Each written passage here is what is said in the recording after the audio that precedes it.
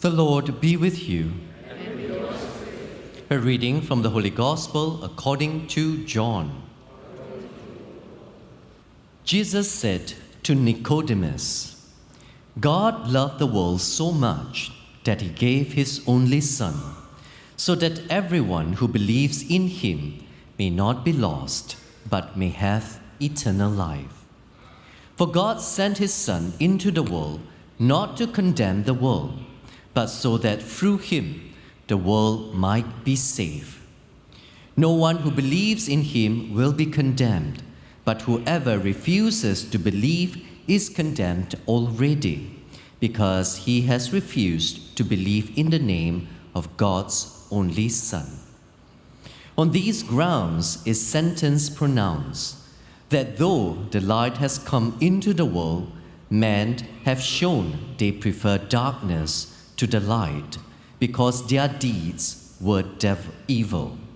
And indeed, everybody who does wrong hates the light and avoids it, for fear his action should be exposed. But the man who lives by the truth comes out into the light, so that it may be plainly seen that what he does is done in God. The Gospel of the Lord. So as I've mentioned, today, the Redemptorists around the world, any church or shrine that is run by the Redemptorists will have this special celebration, the Feast of the Most Holy Redeemer. Now, all Redemptorists, if you see us writing our name, we have 4 letters that is affixed at the end of our name, C.S.S.R. Do you all know what these 4 letters mean? Now, in English, it is known as the Congregation of the Most Holy Redeemer.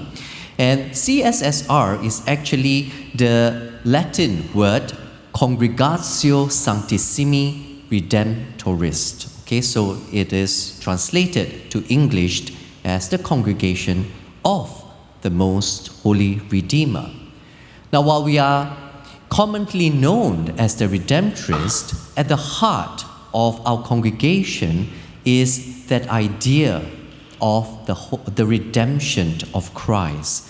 And therefore, in our coat of arms, you will actually also see this Latin word, copiosa apud eum redemptio.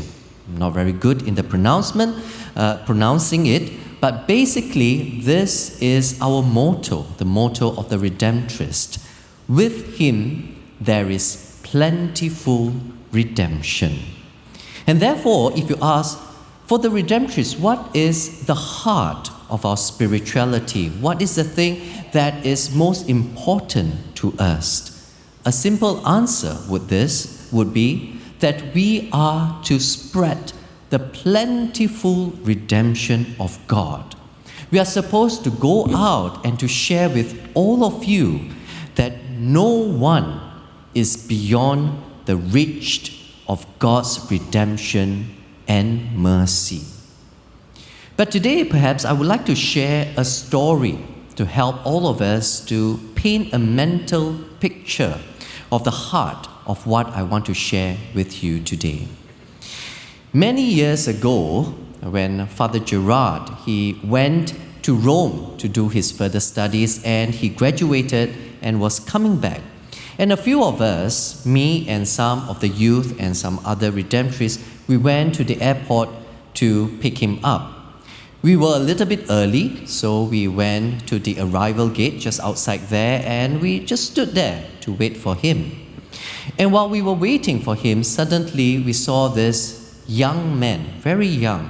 He was carrying a very big bouquet of flowers, and he was, on one hand, it was the flowers, on the other hand was a stand, all right? And he came to the arrival place, and he was looking around and was finding a spot. And finally, he found this very suitable spot for him, and he placed that stand there, and he stood up there. And then he started adjusting himself. He was in this very bright, colorful suit. And then he held onto that bouquet of flowers and he was starting to look at the people coming out. Now, of course, all of us, I was in fact just standing behind him, we were all very curious. So we were also trying to kepo a little bit. We were looking around to see who was this person that he was waiting. And finally, we started seeing him waving to someone. So all of us, by that time, a small crowd has gathered behind him. We saw this nice, very pretty lady that was walking, and he was waving at her. And so some of us, kepo, we also started waving at her. And then finally, she came out, and we were all very excited already to see what's going to happen. This man, he was still standing at the platform. He waited for the girl to come, and finally, when the girl was there, he gave her a very big hug, and of course, he gave her the flowers. And then, of course, to the excitement of many, he knelt down, and the girls around were starting to woo. And really, to many of our expectation, he took out a box, a ring box, and he opened the box and he proposed to this girl. And all of us were waiting in excitement, and really like a romantic comedy. The girl, of course, said yes, and they hugged each other and kissed. All of us felt that we were part of this whole proposal, although we were just bystanders, and we started clapping and really enjoying. And he was going around, he was being very gentleman, he was going around nodding to everyone, and we felt like it was a group celebration. Now, while all these things was happening, Father Gerard has long came out from another exit, and he was waiting there. He's like wondering, like, where are all these people who promised to come and pick him up? Now, why did I share this story with all of you? Oftentimes, when someone is in love, it propels us to do something that might seem crazy in the eyes of someone else. It might be embarrassing. It might seem embarrassing and out of our minds for others. But we will very willingly do it. Why? Because we are deeply in love with someone else, and we really willingly do all this action because this is how we express our love to the other person. Now, St. Alphonsus, when he started the congregation of the Redemptorist, congregation of the Most Holy Redeemer, at the heart of it, he was telling the new professed members to say that if we want to understand the heart of this congregation, we need to understand the love of God. And we must be able to experience what he termed as the crazy love of God. And he wrote a song entitled in Italian, Pazzo per amore. It is translated as the crazy love. Why? Why was he so obsessed with this crazy love of God? Because St. Alphonsus feels that only a God who is crazy in love with us will do the things that he did. Only a God that is crazy in love with his people is willing to sacrifice his Son to bring all of us back to him. But this is an act that all of us would deem crazy in our human standards. And therefore, in this conversation in our gospel today between Jesus and Nicodemus, I believe Jesus was trying to share this reality, the crazy love of God, for Nicodemus to understand. And this verse, John chapter 3, verse 16, is a very beautiful verse, and I do encourage all of you, if you can, remember it by heart. I'm not good in memory, and therefore I don't have many Bible verses that I can remember by heart, but this was my first, and is still the one that I love the most. And I hope that you can really remember it and constantly reflect about it. That God loved the world so much that He gave His only Son, so that everyone who believes in Him may not be lost, but may have life eternal. This, my dear brothers and sisters, is the heart of the celebration today. The feast of the Most Holy Redeemer is when we celebrate, or we are reminded of this crazy love of God for all of us. This is a call to all the Redemptorists to remember on this day that we dedicated our lives to Jesus because we have experienced His crazy love. But this is also an invitation to all of us here that we can experience, we allow ourselves to experience this crazy love of God so that we can also share this love to others. But my dear friends, a love requires a response. God can come to us and give us a very beautiful big bouquet of flowers. He can give us the ring. But we need to say yes. We need to respond to this love of God. St. Alphonsus wrote about this response in one of his books entitled The Passion and Death of Jesus Christ. And I read part of this. He said, "Yes, my gentle Redeemer, let me say it. You are crazy with love.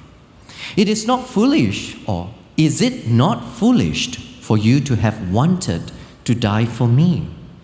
But if you, my God, have been crazy with love for me, how can I not become crazy with love for you?" So God's crazy love shows us the way in which we have to reach out to others. This is the way that we have to respond to others. To the extent that we ourselves will be called crazy and foolish, that we need to love others in abundance, unconditionally, and beyond imagination. We are called to be God's fools for God's love and redemption. And as in the first reading, Isaiah stated, "You shall call nations that you do not know, and nations that do not know you shall run to you." So we are supposed to be the face of this crazy love of God to other people. And therefore, a very simple question that we have to ask ourselves, are we that face? Do people see the crazy love of God in us? And in our current reality, in our society or in our world, that somehow seems to tell us that violence, hatred, division, unforgiveness, selfishness is the way of life. Every day you see out there, all the tension, all the fighting, oftentimes is because of this, because we want what's best for ourselves. We need to show the opposite. We need to show that through through God's crazy love, life can take on a different way. We can make a different choice.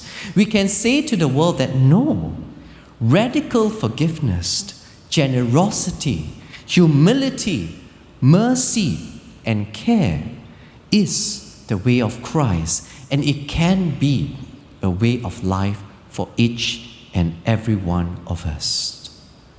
We need to act and live in a way that while everybody else stares at us and say that we are crazy, we still boldly proclaim that we are doing all of this because we are crazily in love with God.